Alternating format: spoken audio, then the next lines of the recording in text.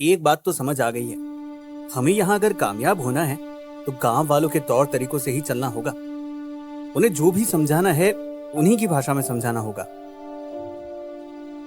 शिखर कमरे में मौजूद सभी लोगों को कुछ समझा रहा है। शीना, बबीता, रवि सब उसकी बातें बड़ी ध्यान से सुन रहे हैं। समझाते हुए शिखर कहता है, हमें चिट फंड लॉन्च करने से पहले सबको वो क्या है और उससे क्या क्या फायदा हो सकता है उस बात की पूरी जानकारी देनी होगी।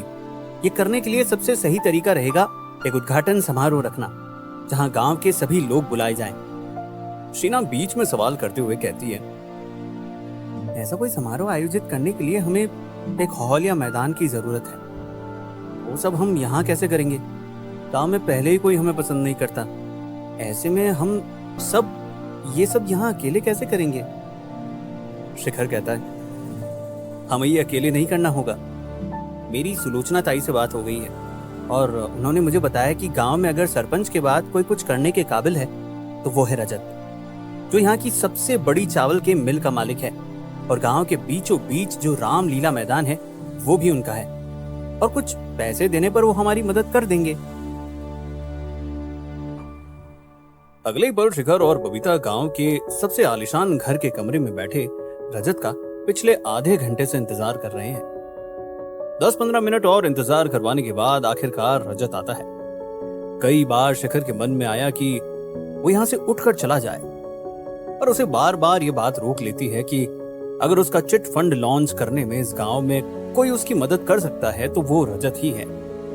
बड़ी गर्मजोशी तरीके से शिखर का हाथ मिलाते हुए कहता है, देर से आने के लिए माफी चाहता हूं, बताओ मैं तुम्हारी क्या मदद कर सकता हूं?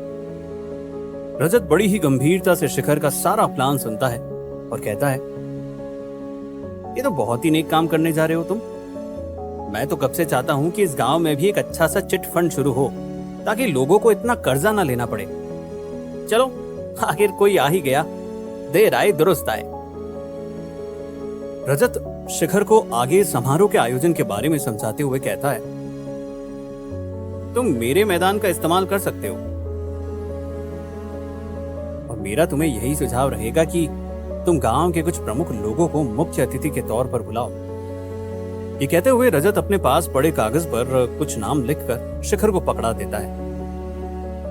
गांव के सरपंच से लेकर हर वो इंसान जिसके गांव में थोड़ी बहुत भी लोगों के प्रति लोगों के बीच प्रभाव है, उन सब के नाम है यहाँ। और तुम्हारे लिए तो मैं खुद कल इन सबको समारोह में लेकर आ जाऊंगा। रजत ने अपना नाम भी लिस्ट में शामिल किया है। रजत का शुक्रिया कर शिखर और बबीता निकल पड़ते हैं आयोजन की तैयारी करने। शिखर के वहां से जाते ही रजत के चेहरे पर एक शैतानी मुस्कान आती है। मन ही मन सोचता है, मिल गया पकड़ा।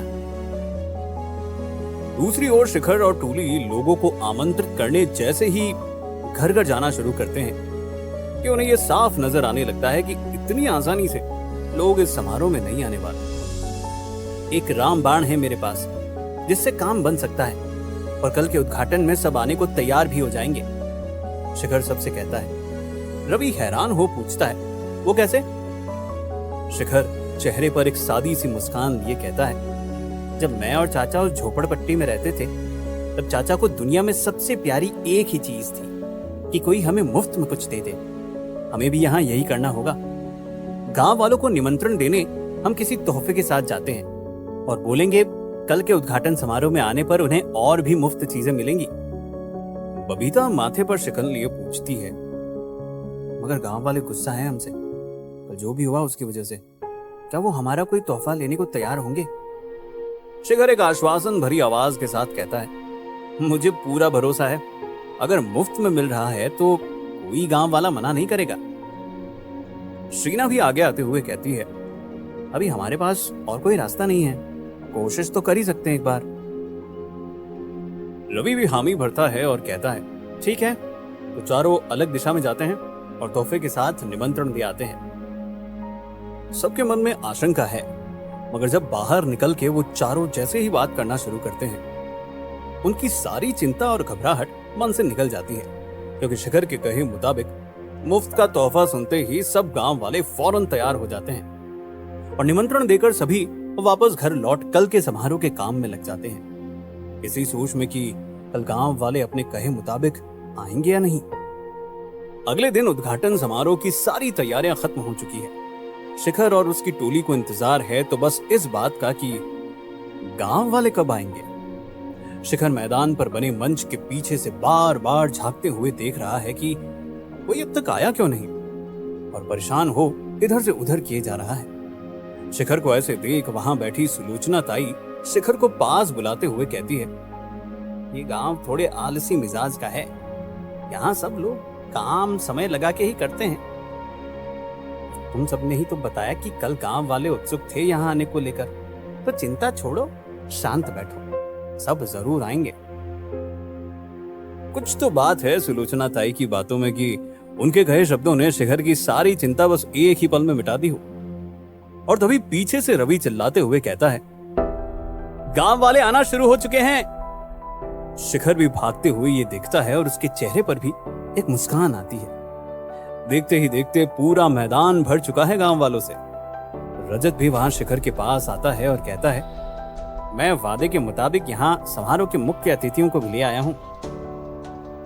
और रजत शिखर का परिचय गोविंद और बाकी सबसे करवाता है। शिखर मुख्य अतिथियों को मंच पर बैठाकर रजत का धन्यवाद अदा करता है। रजत पलट कर कहता है, ये तो मेरा फर्ज था। और शिखर के वहां से जाते ही अगले पल रजत के चेहरे पर एक शैतानी मुस्कान आती है और वो सोचता है, धन्यवाद तो मुझे तुम्हारा करना चाहिए, आखिर तुम ही हो जो मुझे मेरी मंजिल तक लेकर जाओगे। अब बस देखते जाओ क्या होने वाला है तुम्हारे साथ इस समारोह में। पूरे गांव वालों के आगे तुम्हारे इज्जत की धज्जियां ना उड़ा दी तो मेरा नाम रजत नहीं। रजत के इरादों से अनजान शिखर आखिरकार समारोह शुरू करता है और मंच पर जाते हुए माइक अपने हाथ में ले कहता है, मैं आप सबको इस समारोह के मुख्य उद्देश्य के बारे में बताना चाहता हूँ। दरअसल हम यहाँ ड्रीम कैचर कंपनी की तरफ से आए हैं अपनी कंपनी की एक नई शाखा खोलने, और मैं मुख्य अतिथि से अनुरोध करना चाहूंगा कि वो आकर हमारी कंपनी के बोर्ड से पर्दा हटाए। शीना स्टेज पर आकर गोविंद को एक थाल में कैंची थमाती है और गोविंद जैसे ही खड़ा होता है सामने बैठे गांव वाले उसके लिए ताली बजाने लगते हैं। ये देख रवि शिखर के कानों में कहता है, लगता है गांव वाले इसकी खूब इज्जत करते हैं। शिखर के चेहरे पर एक मुस्कान है जो बस कुछ ही पलों में गायब होने वाली है और उसके सामने एक नई रुकावट आने वाली है। गोविंद जैसे ही कैंची चला रिबन काटता है, सामने बोर्ड पर कंपनी का नाम देख मानो उसकी आंखें लाल हो चुकी है। गोविंद की सांसें तेज हो जाती है और वो हाथ में कैंची को और कसकर पकड़ लेता है। शिखर भी गोविंद को ऐसे देखकर हैरान है। गोविंद ताली बजा रहे गांव वालों को अपना हाथ दिखाकर शांत करा देता है और अगले ही पल ऐसा सन्नाटा छाया हुआ है मानो जैसे उद्घाटन समारोह पल भर में शोक समारोह बन गया हो। मगर इसके पीछे ऐसा क्या राज है? शिखर की पूरी टोली इस बात से हैरान है और आपस में फुसफुसा रही है। शिखर गोविंद के करीब जाकर पूछता है, सब ठीक तो है ना? कहीं हमसे कोई कमी तो नहीं रह गई? गोविंद अपने दांत पीसते हुए पूछता है, तुमने मुझे यहां बुलाने से पहले यह बताया क्यों नहीं कि आखिर क्या काम करती है तुम्हारी कंपनी? शिखर धीमे से जवाब देता है, मुझे लगा रजत जी ने आपको बता दिया होगा कि हम चिटफंड की कंपनी खोल रहे हैं।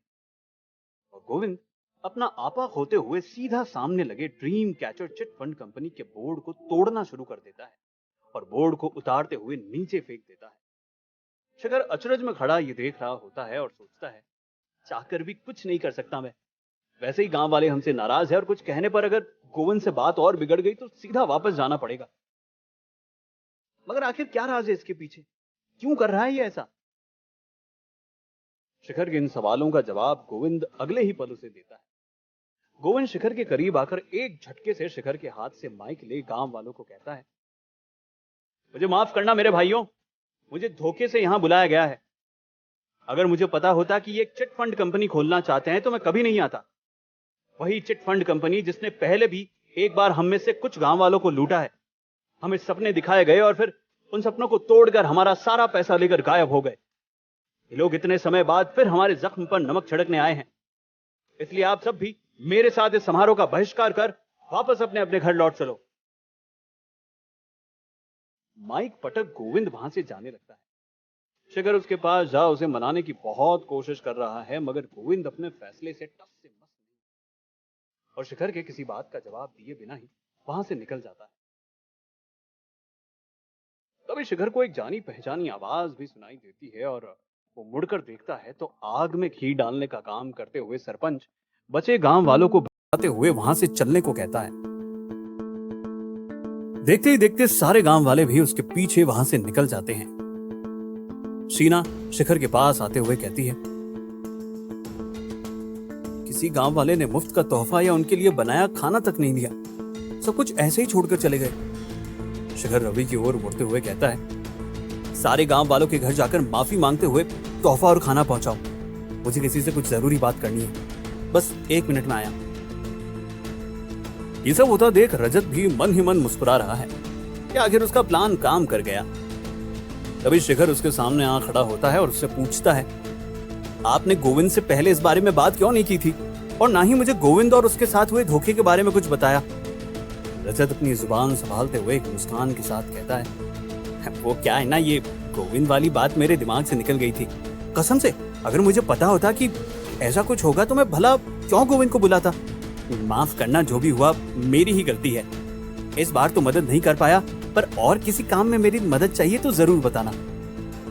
इतना बोल रजत भी वहां से निकल जाता है और रजत की बात सुनकर शिखर को यह एहसास हो जाता है कि उसे कभी रजत पे भरोसा करना ही नहीं चाहिए था। शिखर को यह आभास हो चुका है कि रजत अपने किसी निजी फायदे के लिए उसका इस्तेमाल कर रहा है। रजत अपना काम कर चुका है। शिखर के इज्जत की गांव वालों के सामने धज्जियां उड़ चुकी है। शाम को घर पर शिखर और टोली साथ बैठ चिंतन कर रहे हैं, सुलोचना ताई के हाथ की चाय की चुस्की लेते हुए। किसी को भी अगला कदम क्या होना चाहिए समझ नहीं आ रहा। बबीता चुप्पी तोड़ते हुए कहती है, जो भी हुआ वो बुलाकर हमें अपने कंपनी का प्रचार प्रसार शुरू करना चाहिए, उससे लोग जरूर वापस आएंगे। शीना पलटकर कहती है, मुझे नहीं लगता। इनफैक्ट जब तक हम गोविंद से बात न कर ले हमें आगे नहीं बढ़ना चाहिए, क्योंकि गांव वाले गोविंद की बात मानकर ही हमसे नाराज हैं। रवि भी अपनी बात सामने रखते हुए कहता है, गोविंद से बात करके कोई फायदा होगा भी? अगर बात करनी होती तो तभी कर लेता वो। बात करना तो दूर, वो हमें देखते ही कहीं हमारे साथ हाथापाई करना ना शुरू कर दे। शिखर एक गहरी सांस लेते हुए कहता है, मुझे एक कोशिश तो करनी चाहिए गोविंद से बात करने की। जरा सोचो, अगर मैं उसे बता सकूं, उसे कैसे भी भरोसा दिला दूं कि हम झूठे नहीं हैं, हमारे अंदर कोई खोट नहीं है, तो हमारा काम कितना आसान हो जाएगा। अगर गोविंद हमारे साथ खड़ा हो गया तो हमारा सारा काम पल भर में हो सकता है। और अपना मन बनाते हुए शिखर खड़ा होता है और पास बैठी सुलोचना ताई से गोविंद के घर का पता पूछता है। सुलोचना ताई उसे पता बता देती है, मगर साथ में एक चेतावनी भी देती है। गोविंद गर्म दिमाग का आदमी है, उसे आसानी से कोई बात समझ नहीं आती। उसे समझाने की कोशिश करने का कोई फायदा नहीं होगा। मगर शिखर सुलोचना ताई को दिलासा देते हुए कहता है, आप मुझ पर भरोसा रखिए, मैंने ऐसे काम पहले भी किए हुए हैं। और एक उम्मीद के साथ शिखर गोविंद के घर की ओर बढ़ जाता है। आखिर किसकी बात सच्ची होगी, शिखर की या सुलोचना ताई की? या शिखर गोविंद को उसका साथ देने के लिए मना पाएगा, या गोविंद के घर कोई नई मुसीबत इंतजार कर रही है शिखर की? जानने के लिए सुनते रहिए मिलियनेयर डिलीवरी बॉय।